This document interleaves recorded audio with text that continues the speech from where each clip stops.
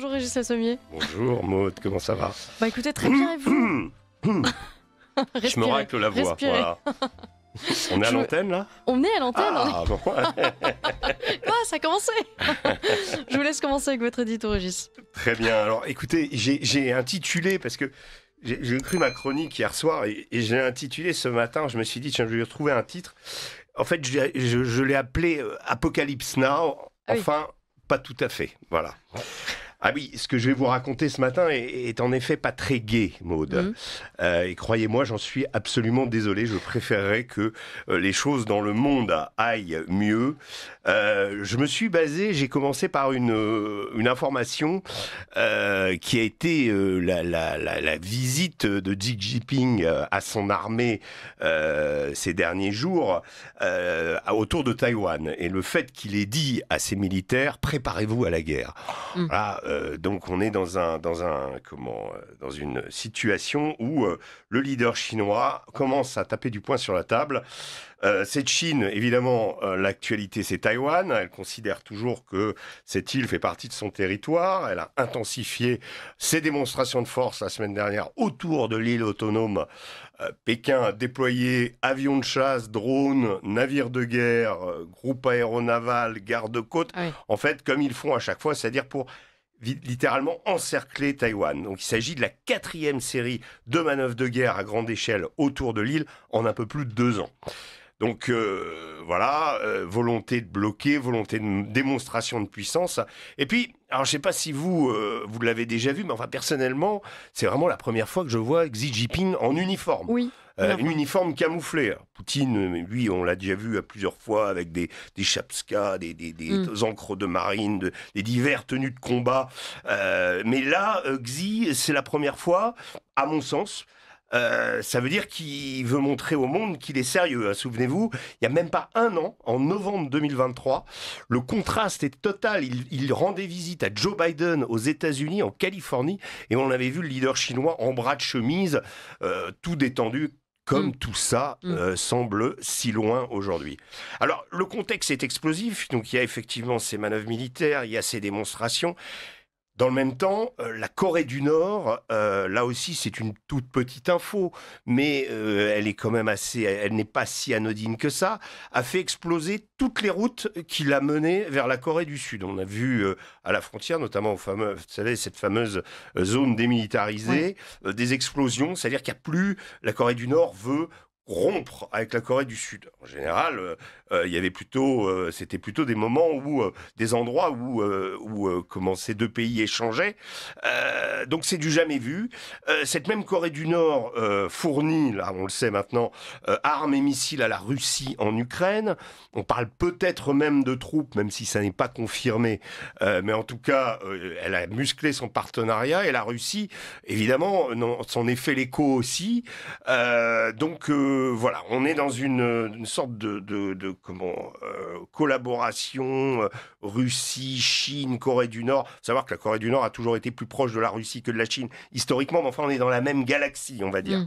Alors sur l'Ukraine, on aurait pu, c'est une petite note d'optimisme par rapport à la noirceur de mon propos, mais être plus optimiste récemment quand Zelensky a rendu visite à Joe Biden à New York au moment de la réunion de l'Assemblée générale des Nations Unies. Eh bien Biden a refusé à Zelensky l'usage d'armes à longue portée contre le territoire russe. Alors ça avait été interprété diversement. Les Russes avaient annoncé entre-temps la révision de leur doctrine nucléaire, on y revient, spécifiant notamment qu'ils se réservaient le droit de frapper une puissance non nucléaire jugée agressive si celle-ci était alliée de puissance nucléaire. Je vous fais pas un dessin, on est pile dans le contexte et que donc du coup Biden a dit non. On va pas frapper, on va pas vous donner des missiles ATACMS pour frapper l'intérieur de la Russie. Vous pouvez les utiliser, mais uniquement en Ukraine. Aujourd'hui, voilà le même Zelensky qui parle d'obtenir la bombe atomique si son pays ne rentre pas dans l'OTAN. OTAN, dont le nouveau secrétaire, le néerlandais Mark Rutte, affirme que cette adhésion de l'Ukraine est l'objectif. Que vous savez, il y a quand même, voilà. Alors, on sait ce que les Russes en pensent. Je vous passe la remarque d'un certain, qui paraît un peu dérisoire à côté de tout ça, d'un certain Manuel Valls qui dit il faut être capable de montrer les dents à Vladimir Poutine. Ça peut passer par envoyer des troupes au sol en Ukraine. Bon, il n'est pas le seul à continuer à rechercher l'escalade en Ukraine, mais on sent qu'il y a cette espèce de... voilà, il y a des déclarations un peu partout.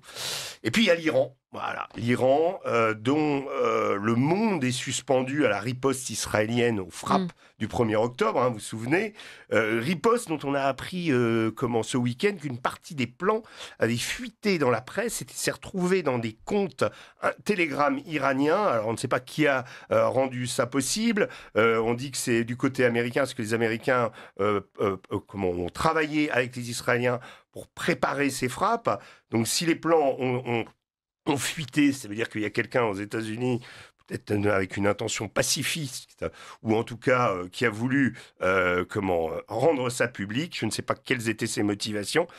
Et on apprend aussi que ces frappes pourraient intervenir avant l'élection. Elles iraient donc de pair également avec cette rumeur, aussi très inquiétante, que l'Iran posséderait déjà la bombe atomique. Ce qui est la hantise de Netanyahou, on sait son obsession depuis des années. On a noté qu'au début octobre, un tremblement de terre un peu étonnant qui s'est produit dans une région reculée d'Iran, que certains ont interprété en disant que c'est peut-être leur premier test nucléaire, mais c'est pas confirmé. En revanche, ce qui est confirmé, c'est l'enrichissement de l'uranium par l'Iran, qui aujourd'hui atteint 22 fois la dose autorisée en 2005, vous savez, dans l'accord pour le nucléaire civil. Bon, quand on fait 22 fois cet enrichissement, ça veut dire qu'évidemment, il y a un débouché militaire. Ouais. Et William Burns, le patron de la CIA, estime que l'Iran posséderait 160 kilos d'uranium enrichi, donc de quoi faire plusieurs bombes atomiques. Alors, les experts de la Rand Corporation, vous savez, ce think tank américain qui s'occupe des intérêts américains et qui essaie de les prévoir, estiment qu'on n'a jamais été aussi proche de l'apocalypse nucléaire, de l'affrontement généralisé. Dans toute cette agitation, version Armageddon, les propos anti-guerre d'un Donald Trump feraient presque passer celui-ci pour un sauveur de la paix s'il est élu. Et donc, dans ce contexte, je reviens à ces manœuvres chinoises inquiétantes. Soyez prêts à la guerre, a dit Xi à ses soldats. Souvenez-vous que Henri Guénaud, au début du conflit en Ukraine, avait signé une tribune dans le Figaro, dont le titre reste terriblement d'actualité, et elle s'intitulait « Nous marchons vers la guerre » comme des somnambules. Merci beaucoup, Régis Le Sommier. L'addition.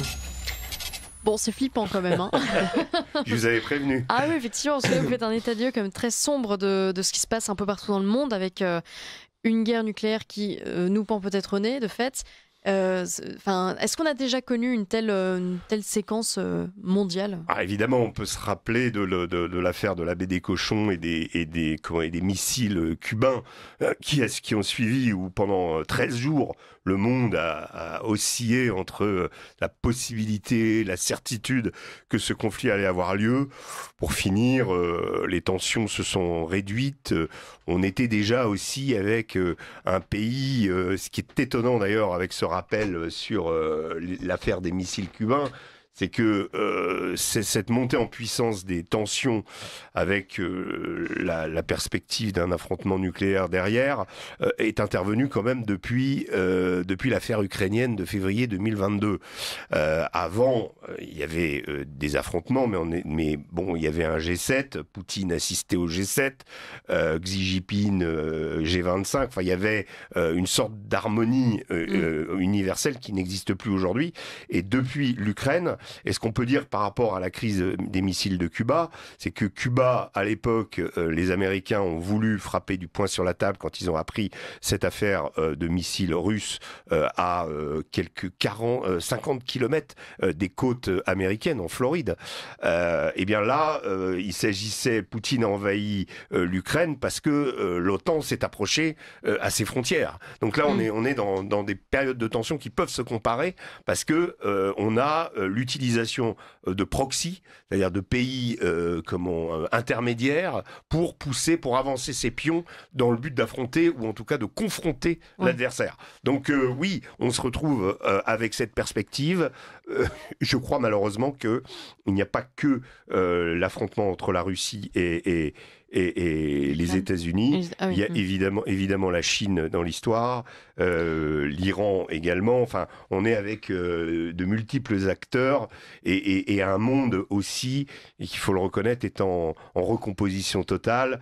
Cette montée en puissance du Sud global, le sommet des BRICS qui a lieu en ce moment en Russie, et puis les menaces sur le dollar. Enfin, tout ça est quand même quelque chose qui montre que, au-delà d'un simple affrontement type guerre froide, on est dans un monde qui est en transition. Voilà. Vous n'aurez peut-être pas la réponse et c'est normal, mais là, si on prend en compte toutes les tensions qu'il y a dans chaque région, dans quelle région ça pourrait péter là demain? Je pense pour moi que le vrai point d'inquiétude là, au moment où on se parle, c'est vraiment le devenir de l'affrontement du bras de fer entre l'Iran et Israël. Ouais. Là, actuellement, c'est vraiment là où il y a une vraie menace.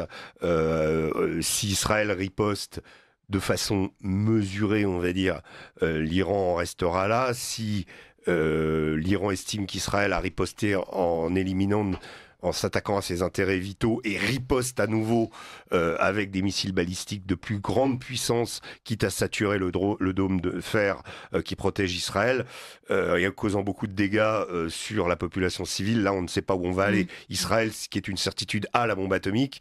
L'Iran l'a peut-être. Donc là, on est vraiment... Le vrai problème, il est là. Et ça peut se passer juste avant l'élection américaine. Donc, il va y avoir, on va dans un monde aussi on sent bien entre Trump et Harris, ouais. En fonction de celui qui va gagner, les choses vont changer. Ouais. Et comme je l'expliquais dans l'édito, la victoire de Trump me semble pour la paix, en tout cas comme il s'est présenté comme un homme de paix. En même temps, il a dit aux Israéliens qu'il fallait plutôt qu'ils s'attaquent aux installations nucléaires iraniennes. Donc voilà, Trump est quelqu'un d'assez... mais bon, il a toujours été offensif et très pro-israélien.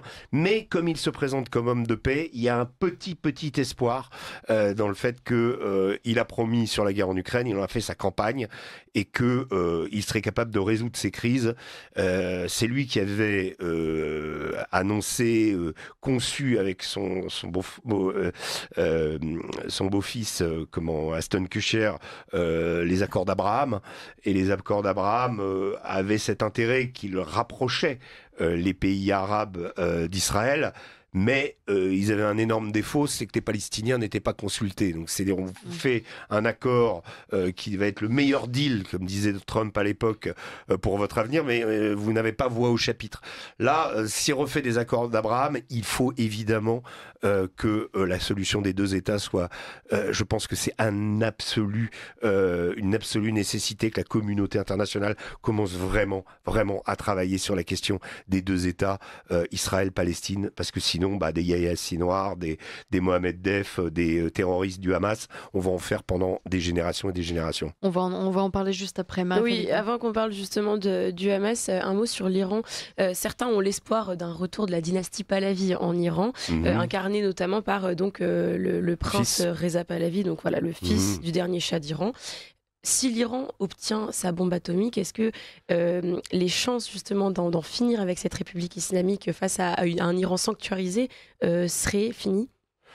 Écoutez, la question de l'obtention de cette bombe atomique a toujours été, à partir du moment où un pays obtient la bombe atomique, c'était le cas en 1988 avec le Pakistan, le pays est de facto sanctuarisé. C'est-à-dire que dans ces guerres ou dans l'approche des points de conflit avec lui, la donne atomique fait qu'on ne peut pas aller au-delà de certaines limites. Maintenant, je pense que sur l'Iran, là on s'aperçoit, on est en train de se rendre compte de l'avancée technologique de l'Iran. Et là, encore une fois, on a péché, à mon sens, par arrogance et par toujours cette manière qu'a l'Occident, tout pays confondu, de dire que les autres ne sont pas capables. Les Iraniens, c'est une nation d'ingénieurs. ils sont extrêmement, extrêmement doués. Ce sont des Perses, ils ont une certaine mentalité, ils sont, dépositaires d'une culture millénaire et en ont pleinement conscience. Alors, pour répondre à votre question maintenant sur... donc, oui, si sanctuaire il y a, évidemment, ça renforcera le pouvoir des mollahs. Maintenant, ce pouvoir des mollahs, il faut voir qu'intérieurement, il est quand même bien contesté, que le fait religieux en Iran est un fait en régression. La fréquentation des mosquées est en baisse. Il y a tout un tas il y a un mouvement de fond dans la société iranienne qui va effectivement vers moins de religieux. L'affaire des voiles, du voile des femmes, a démontré aussi qu'il y avait un besoin de réforme d'une société jugée archaïque, parce que le voile, c'est pas simplement un attribut religieux qu'on imposerait aux femmes, c'est aussi tout un système de patriarcat qui est contesté aujourd'hui, où pour avoir un permis de conduire ou ne serait-ce qu'un passeport, une femme, quand elle est célibataire, est obligée de demander à son père l'autorisation de voyager à l'étranger. Enfin voilà, c'est un vrai... et quand on connaît la liberté et le côté émancipé des Iraniennes, de certaines Iraniennes, mais enfin il y en a beaucoup comme ça, on comprend qu'il y a un besoin, qu'il y a vraiment il y a une lame de fond qui est en train de se faire dans la société, avec un isolement plus grand des mollahs, avec leurs alliés des gardiens de la Révolution, des Bassidji ou des Pasdaran. Donc voilà, moi je pense que cette révolution elle n'est pas faite. Les mollahs ont encore beaucoup d'atouts, et le problème des Iraniens, c'est qu'ils sont farouchement attachés à leur indépendance. Et pour être allé en Iran il y a 2 ans, je me suis rendu compte d'une chose, c'est qu'ils n'ont absolument pas envie, et ils sont très réfractaires au fait que leur révolution puisse être pilotée par des agents, vous savez, ceux qui font les révolutions de couleur, là, voilà. Ça, ils sont très hostiles aux Américains, et ils savent très bien ce que ça leur a déjà coûté, puisque le retour du Shah a été provoqué par la destitution du général Mossadegh par un coup d'État CIA MI6, et donc le rapport avec l'Occident est très complexe. Et l'Iran ne voit absolument pas dans l'Occident l'avenir ni la perspective d'émancipation. Il faut que ce soit eux qui le fassent. Donc avant que tout ça bouge, et vous savez, on disait le régime des mollahs, il va tomber. On disait ça il y a 10 ans déjà. Il n'est toujours pas tombé. Hein. Donc voilà. Alors, est-ce qu'il pourrait tomber notamment... Alors là, on voit qu'après Hassan Nasrallah, donc c'est Yahya Sinwar qui a été éliminé, donc le chef du Hamas, par les Israéliens. Est-ce qu'on peut croire raisonnablement que la prochaine cible, justement, des Israéliens pourrait être l'ayatollah Khamenei ? Oui, alors moi j'ai du mal à y croire, parce que les Israéliens, oui, je pense que une partie des faucons de Netanyahou, la droite religieuse, évidemment, aimerait se débarrasser de l'ayatollah Khamenei, du régime iranien. C'est l'objectif. Tous les Israéliens, y compris dans les forces de sécurité israéliennes, ne sont pas de cet avis. Beaucoup d'anciens chefs du Shin Bet, Amin Ayalon, par exemple, ont émis des critiques assez notoires vis-à-vis de Netanyahou et de cette posture anti-iranien depuis longtemps, hein, pas simplement Pourquoi ? depuis le 7 octobre, considérant que les Iraniens sont beaucoup plus rationnels qu'ils en ont l'air, et que ces menaces de faire disparaître l'un ou l'autre, eh bien finalement, par l'expérience et par l'exercice de la politique, peuvent être conscrites, on dira. Et sur les Israéliens, je dirais que quand pas Yahya Sinwar, Ismaël Haniyeh a été éliminé à Téhéran en juillet dernier, il faut se replacer dans les circonstances. Vous allez voir pourquoi. Ismaël Haniyeh est éliminé par une opération du Mossad, où une bombe a été placée dans sa chambre, où son téléphone a été piégé, en tout cas pour se rendre compte qu'il était présent dans cette pièce avant de faire la détonation. Donc ça veut dire que c'est une opération très sophistiquée qui se produit à un moment où Haniyeh vient d'assister à l'investiture du nouveau président iranien, à laquelle assistait le guide suprême Ali Khamenei.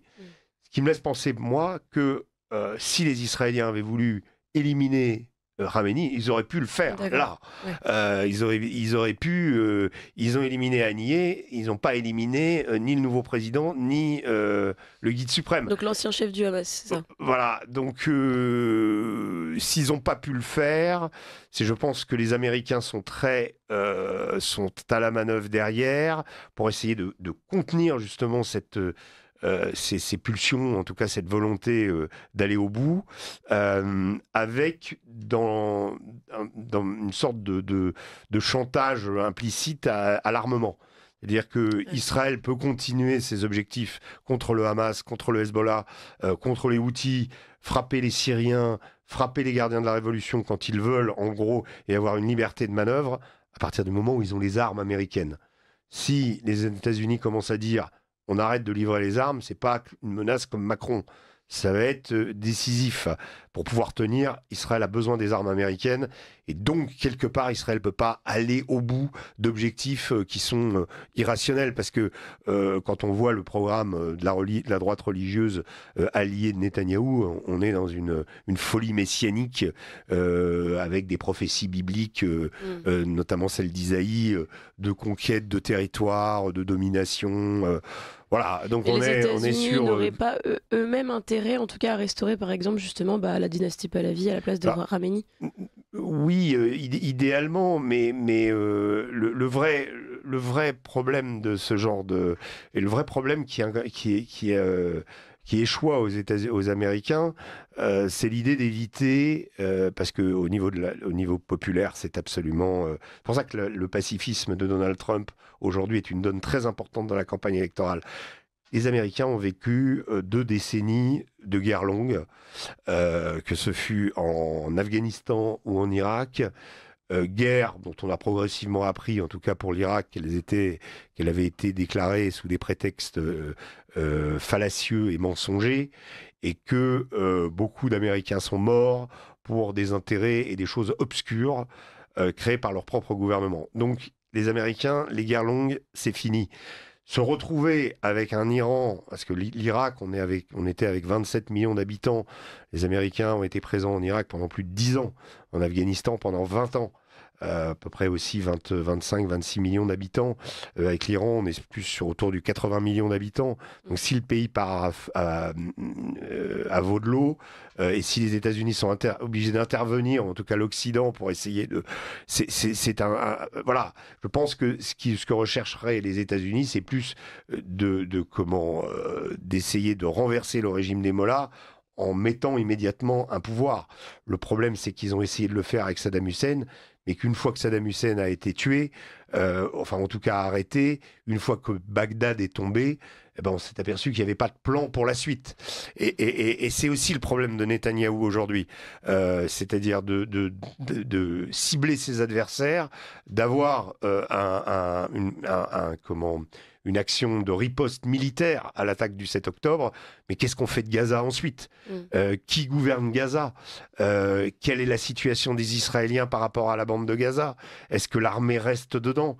Est-ce que l'armée se met à l'extérieur ? Toutes ces questions-là, qui sont des questions qui agitent beaucoup les hommes politiques, la classe politique israélienne, notamment Benny Gantz, le rival de toujours de Netanyahou, mais également Yoav Gallant, qui a émis des critiques sur la façon de la gestion de l'après. Donc tout ça, ce sont des choses, c'est bien, effectivement, de cibler ses ennemis, c'est bien, enfin en tout cas, stratégiquement, ce sont des victoires. Maintenant, s'il n'y a que du militaire et qu'il n'y a pas de politique derrière, ça peut se retourner contre soi et ça peut poser encore beaucoup de problèmes. L'assassinat de Yahya Sinwar, moi j'ai écrit un papier dans le JDD ce week-end en me demandant s'il n'était pas plus dangereux mort que vivant. Je ne comprends pas pourquoi l'armée israélienne a rendu publique cette vidéo où on le voit sur sa chaise. Et d'ailleurs, le programme de communication de l'armée israélienne juste après la diffusion de cette vidéo expliquant que Sinwar, montrant des photos de lui dans les tunnels, montrant qu'en fait, il pensait qu'à lui, qu'il a vécu en sous-sol, etc. Me semble-t-il, il y a eu des éléments de langage et des éléments de communication qui ont été... on est arrivé avec l'artillerie lourde pour essayer de casser cette image qu'on avait soi-même créée de l'ennemi qui se bat toute seule jusqu'au bout. De l'autre côté, évidemment, dans la sphère, dans la galaxie Hezbollah, Hamas, tout de suite, l'icône Sinoir est devenue une icône. Donc, plutôt plus dangereux mort que vivant, c'est possible. Voilà, est-ce qu'on n'a pas créé quelqu'un et est-ce qu'on n'a pas créé à côté de lui des dizaines de Sinoirs, ou en tout cas, peut-être pas des gens aussi intelligents que lui, ni un ennemi aussi redoutable, mais en tout cas, on n'a pas réglé le problème, loin de là. Le problème des Palestiniens, le problème de la cause palestinienne, le problème du Hamas à Gaza, et comment politiquement arriver à faire cet État palestinien qui ne soit plus une menace pour son voisin israélien s'il existe un jour. J'ai l'impression de vous poser la question toutes les semaines, Régis Le Sommier, mais l'opinion des Israéliens sur tout ça, sur ce conflit, avec notamment la mort de Yahya Sinwar, on en est où là dans l'état d'esprit des Israéliens? Je pense que les Israéliens étaient ravis que Sinwar soit enfin éliminé. C'est un vieil ennemi, c'est quelqu'un qui... mais j'ai entendu des micro-trottoirs sur diverses chaînes, on sentait qu'il y avait quand même une réjouissance mesurée, dans la mesure que il y a toujours cette question des otages. Combien sont encore en vie? Et les otages à Gaza, c'est l'invention de Sinwar. C'est Sinwar qui a été à la manœuvre là-dessus. C'est lui qui a tout compris que, en particulier le militaire israélien, parce qu'il y a des militaires qui ont été capturés aussi, et l'otage israélien avait une valeur démentielle, lui-même étant Sinwar ayant été échangé avec plus de 1000 prisonniers palestiniens contre un seul soldat israélien. Vous vous souvenez le soldat Gilad Shalit en 2015. Donc on voit que cette problématique de l'otage, elle est au cœur des rapports entre les radicaux du Hamas et l'État d'Israël. Et donc là, aujourd'hui, oui, potentiellement, il reste des otages. Et la population israélienne, qui a été très divisée sur l'attitude de Netanyahou, notamment une partie des familles des otages considère qu'il n'a pas fait assez pour libérer ses otages, qu'il a choisi l'option de la guerre, qu'il a choisi l'option jusqu'au boutiste, qu'il a été... Alors après, on peut reprocher à Netanyahou d'avoir attaqué Rafah, qui était l'endroit où il y avait le plus de réfugiés, d'avoir porté la guerre au milieu d'une population civile et avec un bilan terrible de plus de 40 000 morts. Hier, il y a eu une frappe israélienne qui a tué 73 Palestiniens. D'un coup. C'est un champ de mort, Gaza, aujourd'hui. Là, oui, mais en attaquant Rafah, ils ont eu Sinwar. Ils l'ont éliminé. Est-ce qu'on peut dire que Netanyahou, en tuant le chef du Hamas, a signé l'arrêt de mort des otages? C'est le problème. Dont on n'a pas de nouvelles. Qui va être l'interlocuteur? Si c'est Mohamed Sinwar, le frère de Yahya Sinwar, qui est aujourd'hui à la tête des brigades Al-Qassem, qui est la force d'élite du Hamas, on est face à un mec qui est encore plus intransigeant que son frère, qui opère depuis des années, avec cette mort au combat, cette vision de cet homme sur son fauteuil, le bras arraché, qui lance un bâton au drone qui est venu l'observer comme un dernier défi avant son dernier souffle. Alors on a beau se moquer, parce qu'on voit bien qu'il y a une volonté de dénigrer qui est logique, qui est compréhensible, mais du point de vue de cette galaxie djihadiste, parce que le Hamas est un mouvement djihadiste, eh bien, on est allé dans leur sens, malheureusement. Moi, je rappelle toujours cette phrase de Donald Rumsfeld, l'ancien secrétaire à la défense américain, qui disait, vous savez, Donald Rumsfeld, c'était un partisan de la guerre à outrance, et c'est un partisan de l'intervention en Irak, mais il avait toujours il interrogeait toujours ses collaborateurs, il envoyait ce qu'il appelait des boules de neige, des snowflakes. Une manière de réfléchir, est-ce que ce qu'on fait est la bonne chose? Et une de ces snowflakes, c'était de se dire, est-ce que quand on tue un terroriste, on n'en crée pas 10? Voilà, ça c'est Donald Rumsfeld qui disait ça. Et là, on est clairement dans le spectacle de Gaza aujourd'hui. Pour les gamins de Gaza, Vous allez leur expliquer qu'on a tué 6 Noirs et que c'est pour leur bien et qu'aujourd'hui, bientôt, Gaza sera un havre de paix et de prospérité. Je crois qu'ils sont incapables d'imaginer ça. À suivre. Merci beaucoup, Régis Le Sommier. Merci beaucoup. À la semaine prochaine.